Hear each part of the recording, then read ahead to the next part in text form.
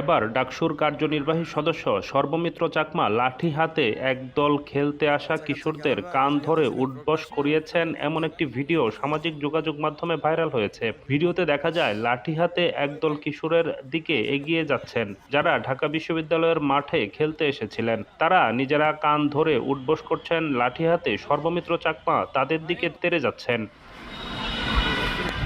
ছড়িয়ে পড়া ভিডিওটি গত ৬ জানুয়ারির বলে বিভিন্ন ফেসবুক পেজে বলা হচ্ছে। এই ভিডিও ছড়িয়ে পড়ার পর সর্বমিত্র চাকমার উপর ক্ষোভ প্রকাশ করছেন সাধারণ সামাজিক মাধ্যম ব্যবহারকারীরা।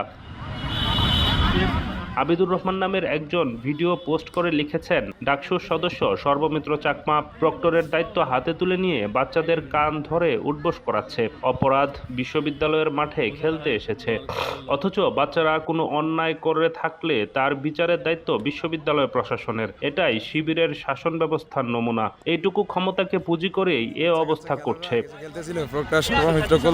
ডাকসুতে বাংলাদেশ জাতীয়তাবাদী ছাত্রদল মনোনীত জিএস প্রার্থী ছিলেন তানবীর বারী হামিম। খুব উগরে দিয়ে নিজের ফেসবুকে লিখেছেন, সর্বমিত্র চাকমা নামক এ আজীব প্রাণীটার আগমন ঢাকা বিশ্ববিদ্যালয়ে হলো কিভাবে আল্লাহই ভালো জানে। এ প্রাণীটাকে কোনো চিড়িয়াখানায় পাঠানো যায় নাকি সাফারি পার্কে পাঠানো উচিত।